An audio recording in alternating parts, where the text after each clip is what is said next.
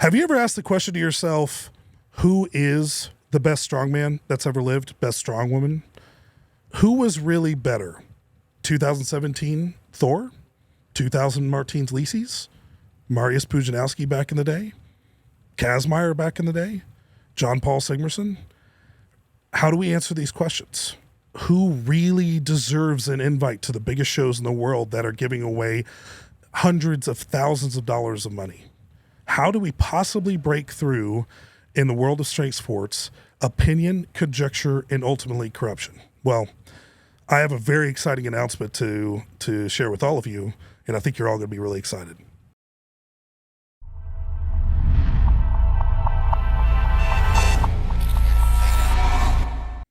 Hey guys, it's Ryan Terry, CEO of Dungeon Strength here in the DSRX Studios room.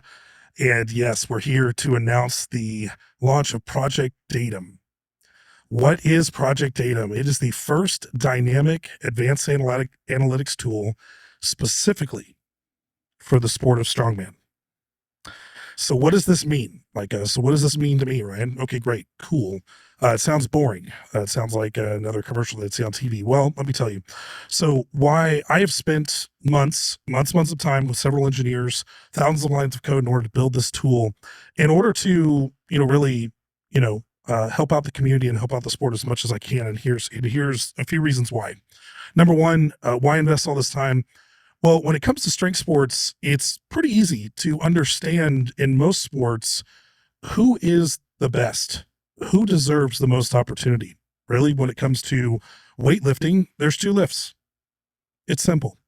We have the clean and jerk, we have the snatch. You can go on most websites and most federations have enough data for you to be able to look it up and be like, yep, the best open in the world is Lasha Tallahatse. Yep, no contest, right? Powerlifting is similar. I think there's a lot of things that could be cleaned up, but at the end of the day, if you're able to weave through the 50,000 federations that exist out there, you can always find out who has the best bench, who has the best squat, who has the best deadlift. And for the most part, powerlifting gets a lot of social media exposure. So you'll be able to find out that way. In strongman, though, there's a big challenge, and nobody yet in the community has been able to tackle this yet in regards to strongman isn't just 3 events. It's not just 2 events. It's hundreds and hundreds of different events that are creative, that are functional strength. That's what makes the sport fun, but it makes it extremely hard to analyze. And I put in the time. This was a big challenge for me to be able to say, can I build a tool where we can actually we could take the raw data and we can really start to have an athlete analysis tool that digs in and does it right. And I think I've created that tool. And so really there's several other reasons, that of what I believe the tool can do for the community. Number one, we need to start answering these questions sooner and later on who gets opportunities. There's a lot of new and up and coming faces in the sport. There's a lot of old guard in the sport that, in my opinion, the majority of them deserve to be there. There are some that are on their way out. There's a lot of faces that I know of. I have been to all major shows over the country the past few years, going and supporting my team, Lucas Hatton, Aaron Murray, Angelica Jardine, Zach McCarley, who competed in Germany here recently. I have been behind the scenes. I have seen a lot of amazing athletes that just have not really gotten their opportunity yet. I think being able to use this data, we can really start answering those hard questions to see who belongs at a show and ultimately who doesn't, right? And we can get through, the opinion and conjecture, if you will, that happens on social media. Social media, in my opinion, is a very silly place. I don't advocate for it, but data is the one thing that will help us, break that threshold. And so there's one more thing on that is there's a lot of faces in the sport, and most of them create great content around the sport, but they obviously have their opinions, they have bias. And I think that having something like this, can actually make sure that their opinions and everything like that, are they on par with actually what's true? So anyways, continuing on, the other side of this as well is my job here at Dungeon. It's kind of interesting. I love it, actually. It's by design. A lot of people think this is Lucas' gym, Aaron's gym, and it is. I mean, when you think about it, it's by design. A lot of people don't know who I am, and that's okay. I want it that way. My job, what I'm passionate about, is to be able to take down blockades and roadblocks for my team to be able to become successful in their careers and in life. I have built multiple companies over the past decade that I built amazing sales teams and amazing support teams, engineers, you name it. And that's something that I've always thrived at and I've excelled at is really helping people become better than they ever thought they could be. And I get a lot of joy from that. And I think this tool is my way of being able to introduce that to the community, be able to say, I want to help new up and coming athletes. I want to give them something to shoot for, or and give them, real information to be able to say, okay, here's what here's the athletes that are out there right now. If I'm an amateur, what level do I need to get to if I'm going to be able to even start to scratch the surface of being a pro? Or if I'm a pro, what's it going to take to get to ASM or excuse me, not ASM, or to like Arnold Classic or something like that? And really helping out athletes and really also helping out promoters as well make educated decisions on who they should be inviting to their shows and who they shouldn't, if they'd like to. So obviously that's a big important part of this as well. So I also am blessed to have an amazing team here. I mentioned the names before. These are athletes that have been combined, have over 50 years plus in the sport of strongman.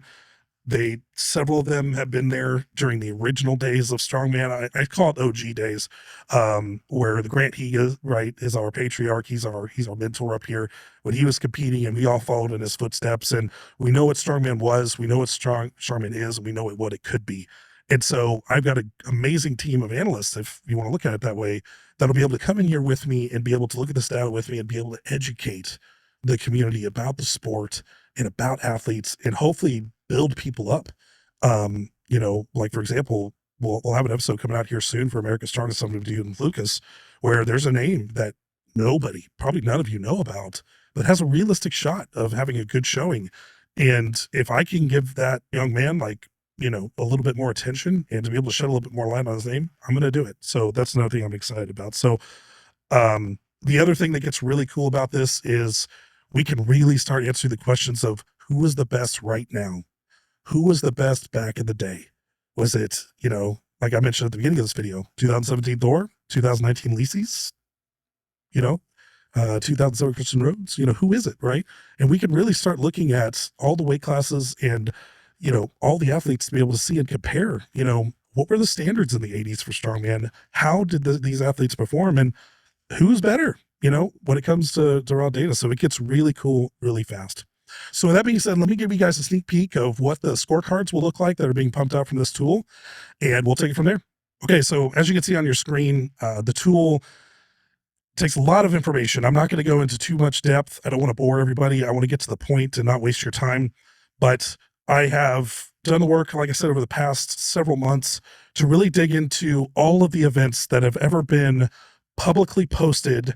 And I have a few different internet sources that I trust that I have verified the information that's on there and can prove that it is accurate. I have event data all the way back from the 70s, which is awesome. So taking all those events and categorizing them for a specific movement in the sport. For example, circus dumbbell, log, axle, fixed axle, Viking press, natural stone press, all of these different pressing events that have happened over time with different apparatuses, they've been categorized in subcategories to where they come into a primary attribute score, pressing. And there are 9 primary attribute scores on this card. And you'll see here on the screen a few of them there unblurred for you. I don't want to release the whole scorecard until we have our first episode, which I'm really pumped about. But yes, so all of these subcategories of events have put into 9 different categories. And the way that the athletes get their score is a combination of 2 main things, along with several different variables that we won't be able to go into. And it's a little too complex to talk about today, but really it's centered around 2 things. Number one, their max capacity in a movement. So going back with pressing, what was their max log in a competition? What was their max axle in a competition? What was their max, circus dumbbell, right?